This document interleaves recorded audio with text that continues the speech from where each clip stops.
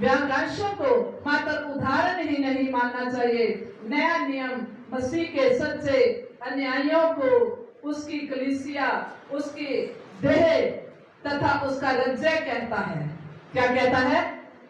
उसकी कलीसिया, उसकी देह तथा उसका रज्जे कहता है। योगा क्लैपिंग। हम क्या है?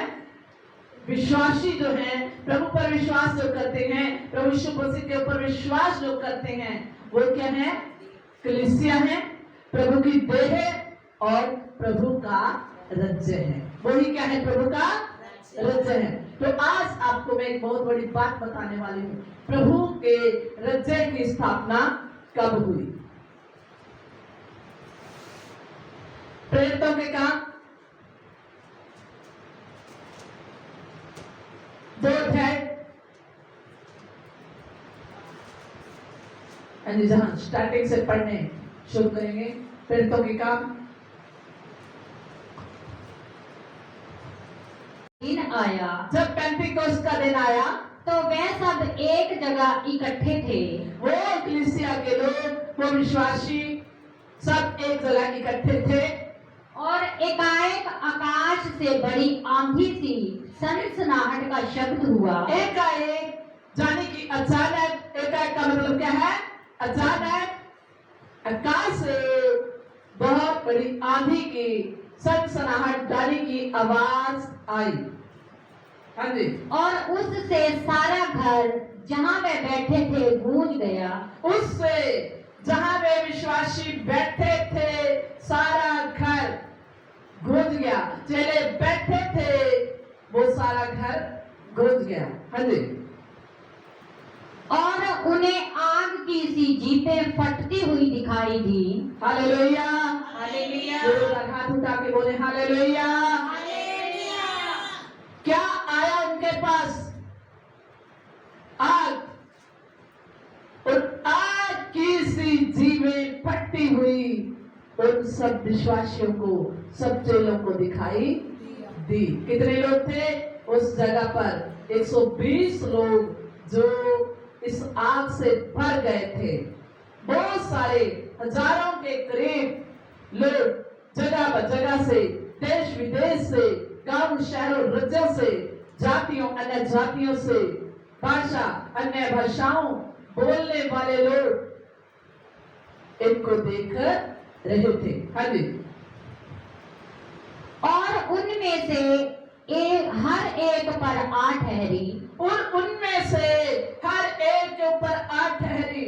हर एक वो जो विश्वासी था, ना कि उस मेले के अंदर जो भीड़ थी, ना कि वो उत्सव के अंदर भीड़ थी, ना कि वो लोग जो फसह का पर्व मनाने के लिए आए थे उन पर उस भीड़ पर जो पवित्र आत्मा का इंतजार कर रही थी। प्रभु यीशु मसीह ने कहा था, मैं पिता के पास जाऊंगा और मैं तुम्हें पवित्र आत्मा दूंगा, तुम्हारे लिए भेजूंगा, सत्य का आत्मा जो सदा तुम्हारे साथ रहेगा, तुम्हें पाप और बुराई के बारे में निरंतर करता रहेगा और मेरी बातें लेके तुम्हें बताएगा।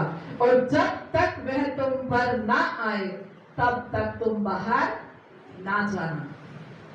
और जब वो आएगा तो तुम वर्ल्ड में मेरे क्या होगे? गवाह होंगे।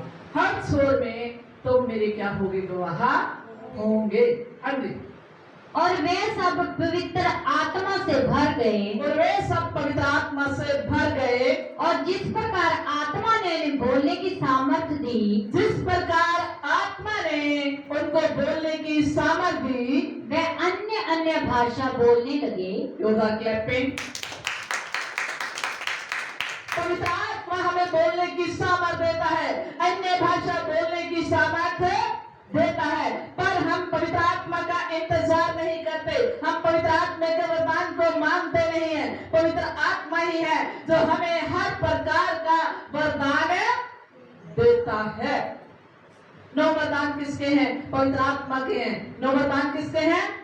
पवित्र आत्मा के हैं। बुद्धि का वरदान किसका है? पवित्र आत्मा का है। विश्वास का वरदान किसका है? पवित्र आत्मा का है। संयम का वरदान किसका है? पवित्र आत्मा का है। चंगा करने वाला वरदान किसका है? पवित्र आत्मा का है। भविष्यवाणी करने वाला वरदान किसका है? पवित्र आत्मा का है।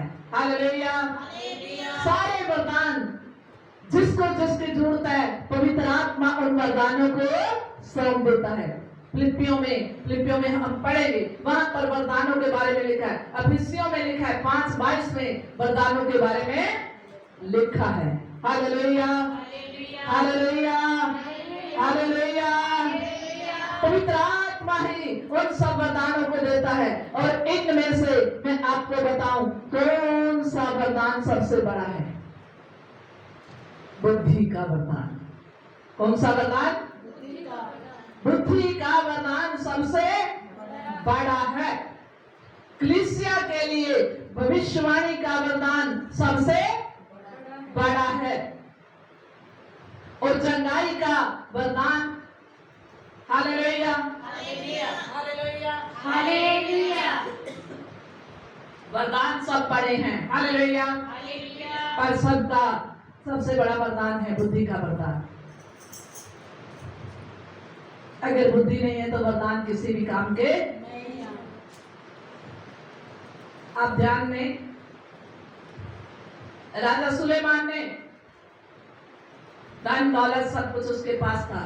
जब राजा बना, राजपद पे आया, उसने बलिदान चढ़ाए, प्रभु के लिए काम किया और उनके आगे अपने आप को समर्पण किया।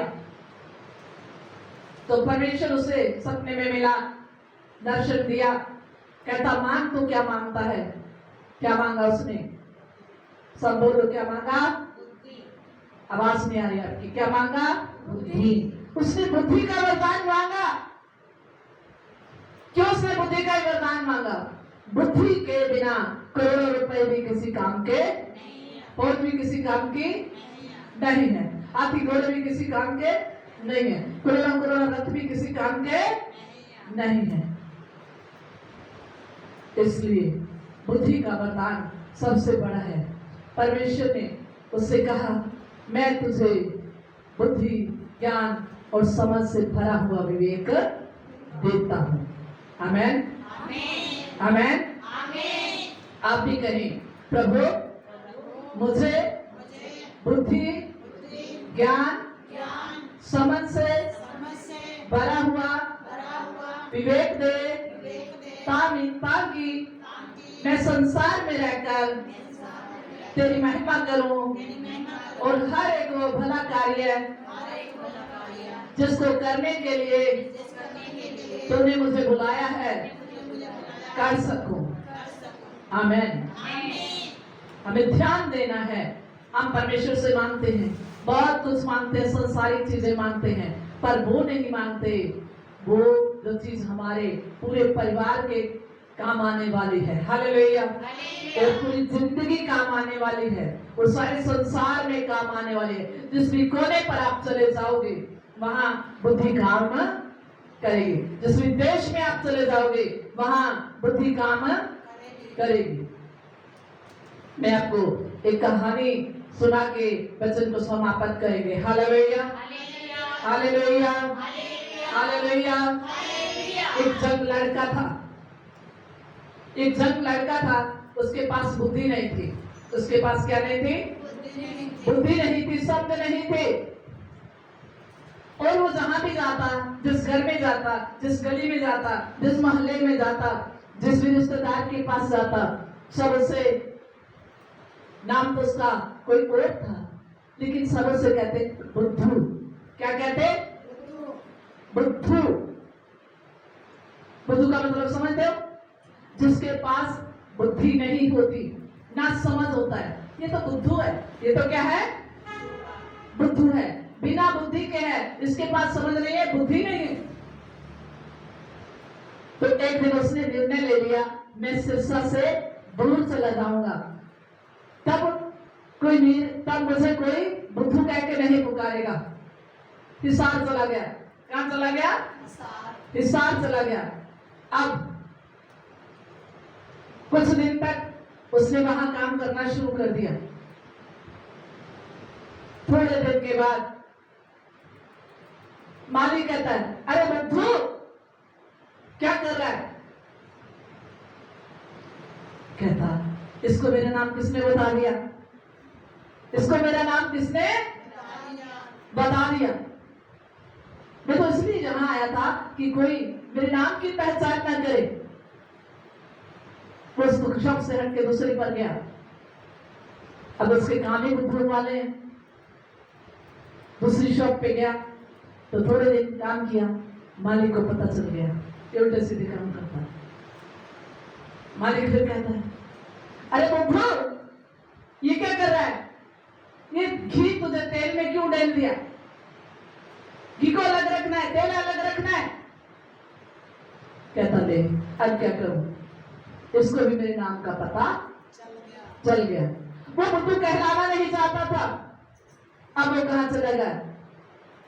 बंबई। कहां चला गया? अब मुझे बहुत दूर जाना है, यहां कोई मुझे बुद्धू नाम से ना पहचाने।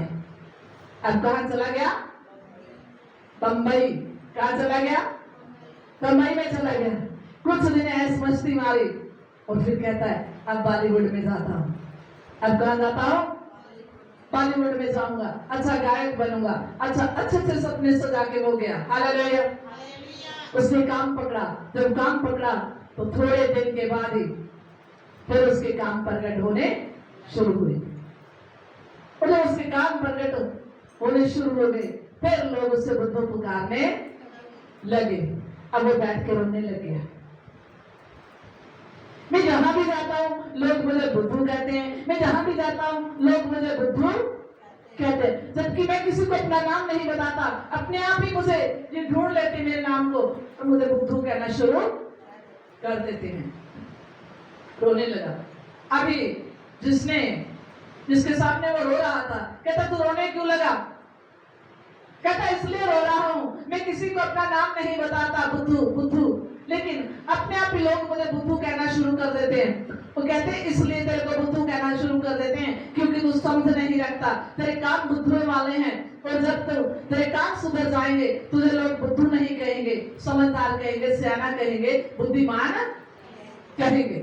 कहता, अपने आप को सुधार, अपने आप को सुधार, समझ रख, विवेक रख। परमेश्वर ने दिया है, उस विवेक का इस्तेमाल कर, उस समझ का इस्तेमाल कर। तो कहता, अच्छा ये बात है। Hallelujah, hallelujah. मैं बुद्धू नहीं हूं, मेरे काम बुद्धुओं वाले हैं। मैं बुद्धू नहीं हूं, मेरा चलना फिरना बुद्धुओं वाला है। मैं बुद्धू नहीं हूं, मेरा बोलना बुद्धुओं वाला है। तो आज के बाद मालिक जी मैं आपको बुद्धू नजर नहीं आऊंगा। उसने प्रार्थना करना शुरू किया परमेश्वर से। वचन में लिखा है, जिसको बुद्धि की घटी हो वो मुझसे मांगे। जिसको बुद्धि की घटी हो वो मुझसे मांगे, मैं बिना उलाना उसे बुद्धि दूंगा। उसने परमेश्वर से कहा, प्रभु मैं बुद्धू कहलाना नहीं चाहता, प्रभु मैं शर्मिंदा होना नहीं चाहता, मैं निंदा होना नहीं चाहता। प्रभु मेरी शर्मिंदगी को उल्टा और प्रभु मुझे अपनी बुद्धि से भर दे। और परमेश्वर ने उसको बुद्धि से भर दिया। हालेलुया। अब उसे कोई बुद्धि में बुद्धू नहीं कहता। अब कहते हैं ये लड़का जहां भी जाता है बड़े अच्छे काम करता है, बड़ा बुद्धिमान है। बड़ा बुद्धि परमेश्वर देता है। परमेश्वर का भय मानना ही बुद्धि का मूल स्रोत है। कलीसिया इस बात का ध्यान दें। कलीसिया क्या है? परमेश्वर का राज्य है। कलीसिया क्या है? परमेश्वर की देह है। कलीसिया क्या है? परमेश्वर का, इसका क्या बताया? कलीसिया है। इसमें निर्बुद्धता काम नहीं करेगी, बुद्धि काम करेगी। हालेलुया। इसमें निर्बुद्धता काम नहीं करेगी, बुद्धि काम करेगी।